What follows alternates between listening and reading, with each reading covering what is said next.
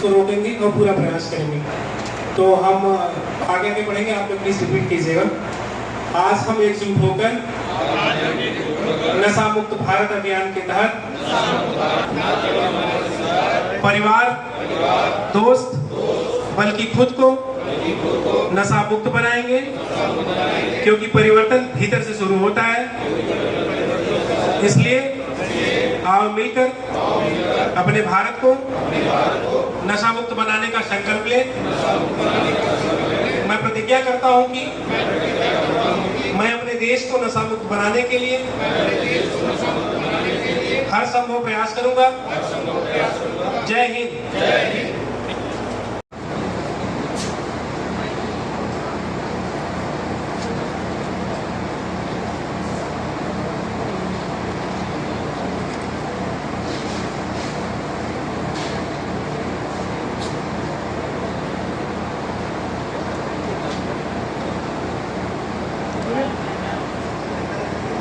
Licence पर आराम से बिका करती थी। हमारे सीनियर्स और हमारे लोग उनको सही तरीके से किया करते थे। धीरे धीरे उनका दुरुपयोग बढ़ा तो उन पे रोक लगी। मेंटेक्स टैबलेट आती थी, मैं उस समय की बात कर रहा हूँ। धीरे धीरे कफ सिरप और आयोडेक्स जैसी चीजें लोग खाने लगे। तो दवाओं का दुरुपयोग जो है बहुत आम चीज है। आयोडेक्स कोई लेने आया, लेकिन अगर आपको लग जाता है कि वो आयोडेक्स को गलत तरीके से इस्तेमाल करना है, ये भी इंजेक्शन लोग 10 ml और 100 ml का वेटनरी को मांगते हैं लगाने के लिए कि वो नशा कर सके। अगर आपको लग जाए तो ये आपकी नैतिक जिम्मेदारी है कि आप उनको प्लीज कर दें। ये आपको अपने घर के अभिभावक जैसे करेंगे।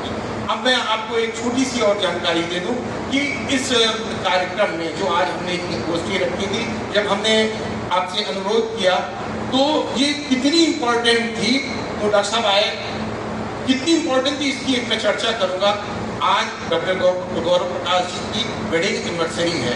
ये फैमिली के प्रोग्राम छोड़कर आए हैं, आप इनका स्वागत कीजिए और इनकी उस इच्छा को, इनकी उस इच्छा शक्ति को सलाम कीजिए। ये घर के कार्यक्रम छोड़कर यहाँ पर आए हैं। ये इतना इम्पोर्टेंट है, आप समझ लें। ये बहुत साधारण चीज नहीं है कि एक दवा व्यवसायी स्वयं इस तरह के कार्यक्रम करे कि हमें नशे की चीजें नहीं बेचनी है, हमें नशे से दूर रहना है। तो मैं चर्चा कर रहा था कि ड्रग एब्यूज है क्या। ड्रग एब्यूज ऐसे ही है, कोई भी आदमी अपना से आके खड़ा होता है, कहता है कि आप हमें एवरेज दे दीजिए, आप उसको वॉच कीजिए ना।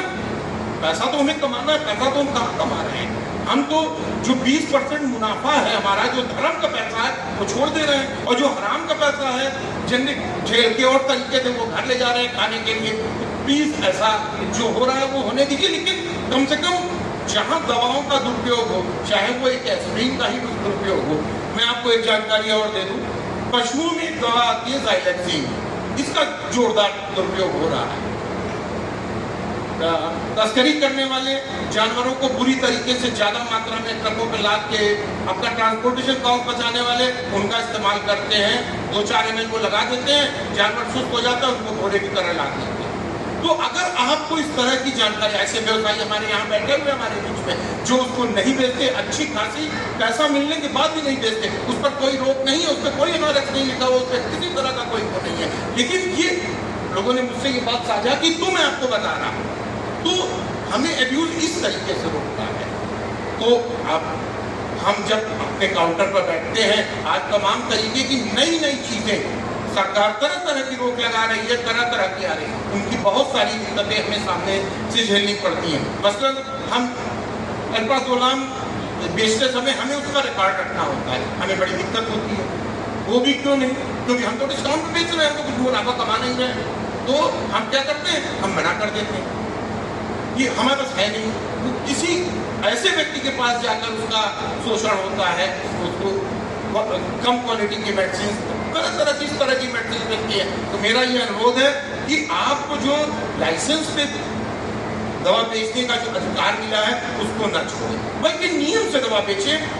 डॉक्टर का पर्चा उससे कहलाए, उसकी ये फोटो स्टेट लेके आइए, कितने दिन का लिखा हुआ है उसको बाकायदे बिल बनाकर दीजिए, रिकॉर्ड रखिए। दवा से ना मत करिए, दवा से ना करेंगे तो मुनाफाखोरों को छूट मिलेगी। देखिए, दवा में मैं आपको फिर बता दूं कि नशीली दवाएं हमारे व्यवसाय को बहुत कमजोर कर रही हैं। उसका उदाहरण जौनपुर है। जिन लोगों ने कप सिरप विशेषतः फेंसिडिल बेचकर पैसा कमाया है, वो उस पैसे से लाल हो गए हैं और उस पैसे का उपयोग वो दवाओं को सस्ता करके बेचने में लगा दे रहे हैं, मार्केट को खराब करने में लगा दे रहे हैं। तो हमें अपने इस अभियान को रुकने नहीं देना है। यहाँ 40-50 लोग इकट्ठा हुए हैं, ये जाकर अपनी मार्केट में पहुंचे, इस तरह के आयोजन की बात करें, इस तरीके से लोगों को संदेश देने की बात करें कि वो वहां पहुंचकर भली प्रकार अपने कर्तव्यों का पालन करते हुए दवाएं जरूरतमंदों को उपलब्ध कराते हुए नियम और तरीके के अनुसार किसी भी तरह की जानकारी होने पर संगठन को सूचित करें, ड्रग इंस्पेक्टर को सूचित करें, चाहे वो कफ सिरप हो। देखिए अब सिर्फ एक फेंसिडिल नहीं रह गया है, कई 100 ब्रांड आ रहे हैं, आप उनको कहाँ तक रोकेंगे? नाम बदल लिया है, चोला बदल लिया है, उससे ज्यादा घातक है, कहाँ तक बदलेंगे? हम संबंधित अधिकारियों के ऊपर वो होते हैं साहब, ये नहीं कर पाते, उनकी भी क्षमताएं हैं, तो हमें व्यक्तिगत रूप से सुधरना है। आप लोगों ने अभी थोड़ी देर पहले डिस्काउंट के लिए सदन में बात किया कि डिस्काउंट से बहुत दिक्कतें हो रही हैं। आप खुद पहले मजबूत होइए, अपने संगठन को मजबूत कीजिए।